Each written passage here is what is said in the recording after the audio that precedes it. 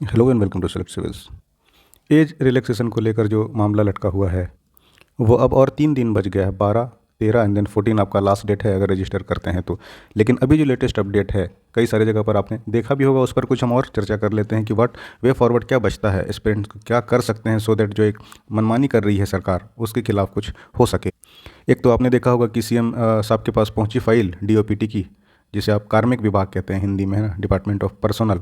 तो इसकी फ़ाइल पहुंची लेकिन वो रिटर्न कर दिया गया। यानी अगर चाहते सीएम तो ईजिली उसमें एज रिलैक्सेशन दे सकते थे, कोई बहुत बड़ी बात थी नहीं और कोई बहुत बड़ा जायदाद देने का भी नहीं बात था। क्या मांग रहे हैं एस्पिरेंट के? एक फेयर चांस मांग रहे हैं कि भाई नहीं कराएगी आयोग एग्ज़ाम तो कोई क्या करे। बीच का जो last time cut off date था 17 और उसके बाद सीधा आ गया 26। तो जो 9 साल बीच के गायब हैं तो कहाँ गए वो? 9 साल में नील अटेम्प्ट दिए बगैर सीधा कोई आउट ऑफ एज हो जाता है।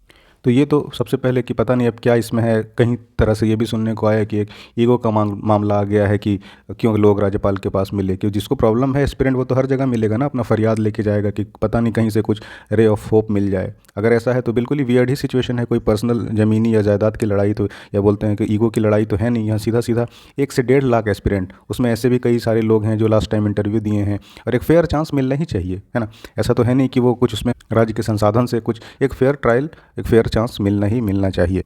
अब वे फॉरवर्ड क्या बचता है? एक तो है कि परसुएसन, मिलें जाके कि मनाएं कि ऐसा नहीं है सर, क्या स्थिति है रोजगार की, खास करके झारखंड में अगर और बात करें तो। ऐसी स्थिति में भी अगर आप एज नहीं कम करेंगे तो लड़के आखिर कहाँ जाएंगे? अच्छे नंबर्स में अगर सीएम से मिलते हैं तो मे भी एक रास्ता निकले, और ये होना ही चाहिए और मोस्ट प्रोबेबली होगा भी अगर में अच्छे नंबर पे जाते हैं, अपनी इश्यूज़ को बयान करते हैं तो। क्योंकि लास्ट टाइम में भी जो एज का मामला था, इस तरह से बिना अटैम्प्ट दिए बिना कुछ किए लड़के बाहर हो जा रहे हैं। अच्छा, दूसरा ये है, दूसरा एक कोर्ट का रास्ता है। क्योंकि अगर अब ठीक है कि हल्की ही बात है, इंडिया में क्या सिस्टम चलता है कोर्ट वगैरह का, ये बहुत कोई मतलब ऐसी छुपी हुई बात नहीं है कि हम नहीं जानते किस तरह से जजमेंट्स आते हैं कोर्ट्स के, that all are open secrets.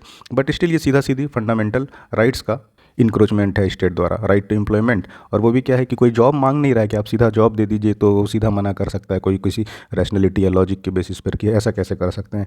आप सीधा सीधा उसको एक फेयर चांस तो दीजिए, जो स्टेट नहीं कराएगी एग्ज़ाम, जेपीएससी कराएगी नहीं। अभी ये जैसे कुछ आप अगर टेक्निकली कुछ आपको जेपीएससी में कुछ पूछना हो या कुछ आपको बात करनी हो या कुछ इश्यूज़ पहुंचाना हो, मैं अपने एक्सपीरियंस बता रहा हूँ, मैंने कम से कम 200 बार जो गिवन नंबर्स हैं जेपीएससी के उस पर कॉल किया, नो रिस्पॉन्स एट ऑल। एक तो वेट कीजिए, हम आपको जल्द ग्राहक सेवा प्रतिनिधि, just like an another call centre, वो होल्ड पर है और कोई सा मतलब उसमें रिस्पॉन्स का सीन है ही नहीं।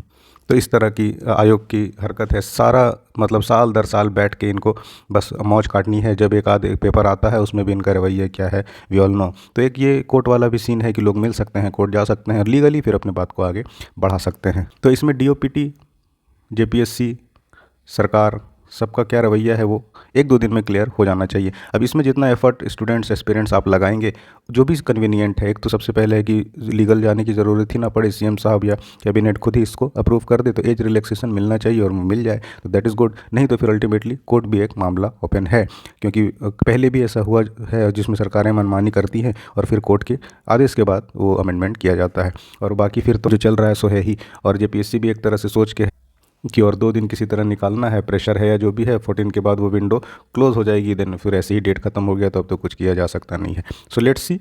और अगर आप इस ब्रैकेट में फंसे हैं तो देखने से ज़्यादा आप एफर्ट्स लगाइए। आप उस विंडो में नहीं है कि लेट्स सी कि होता क्या है। अगर आप चाहते हैं जेन्युइन अटैम्प्ट तो जो भी है सीएम साहब से मिलना है, अगर रिप्रेजेंटेटिव्स का ग्रुप बन रहा है तो उसमें शामिल होइए, या लीगली अगर कुछ करना है तो लोगों से मिलिए, कनेक्ट करिए और फिर उसके आगे के रास्ते देखिए। अच्छा, दूसरी बात कि एज रिलैक्सेशन वाला लोगों को अब भी काफ़ी कन्फ्यूज़न है, तो हमने डिटेल्ड वीडियो बना रखी है, तो आप थोड़ा डिटेल्ड उसको देखिए कि हमने क्या कैसे एक्सप्लेन किया है। अच्छा, एक चीज़ और कन्फ्यूजिंग है जो लोगों को जानना चाहिए, वो देखिए कि एज रिलैक्सेशन अगर आप लेते हैं, सपोज़ करिए आप जनरल से नहीं अप्लाई कर पा रहे हैं, आपने एज रिलैक्सेशन ले लिया BC1 या BC2 में फॉर दैट मैटर, तो अगर आपने आउट कर लिया एज रिलैक्सेशन तो एज रिलैक्सेशन के बाद आप लॉक हो जाते हैं उसी विंडो में। आपने स्कोर काफ़ी अच्छा किया और जनरल कट ऑफ में आप क्रॉस कर जाते हैं, जनरल कट ऑफ में आ जाते हैं, then still you will be locked into this मतलब रिजर्व कैटेगरी। क्यों? क्योंकि अदरवाइज़ तो आप एलिजिबल ही नहीं होते ना।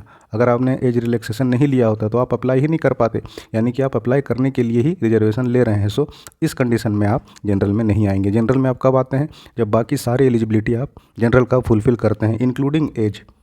जैसे 32 साल है यूपीएससी में सपोज़ करिए और आप 34 साल में अप्लाई किया है, 2 साल आपने एज रिलैक्सेशन लिया, तो अगर आप जनरल कैटेगरी के होते तो आप अप्लाई ही नहीं कर पाते ना। ये आप 34 में इसलिए अप्लाई कर पा रहे हैं कि आप रिजर्व कैटेगरी से आते हैं। तो अगर आपने एज रिलैक्सेशन लिया तो अब आप ये इस रिजर्व कैटेगरी में ही आपकी मेरिट भी इसी पर बनेगी। तो जो भी आपका फेट होगा that will be decided on that reserve category. तो ये कुछ बेसिक बात थी। बाकी जो certificate non creamy layer, BC1 BC2 ये सारा हमने डिटेल वीडियो में देख रखा है, तो काइंडली एक बार उसको अच्छे से देखिए, समझिए, और बाकी मॉक टेस्ट वगैरह देते रहिए। और जहाँ तक फॉर्म अप्लाई की बात है तो क्या कुछ करती है आयोग, उस पर सब कुछ डिपेंड करता है। तो यही सब कुछ बातें थी। अब देखते हैं आज या कल में क्या कुछ होता है। और अभी तक जो लोग अप्लाई कर रहे हैं उनके लिए काफ़ी अच्छी बात है कि बहुत लिमिटेड मतलब एस्पिरेंट्स हैं, 1-1.5 लाख के आसपास ही फॉर्म गया है। तो पढ़िए अच्छे से, मिलते हैं अगली वीडियो पे। Thanks for watching.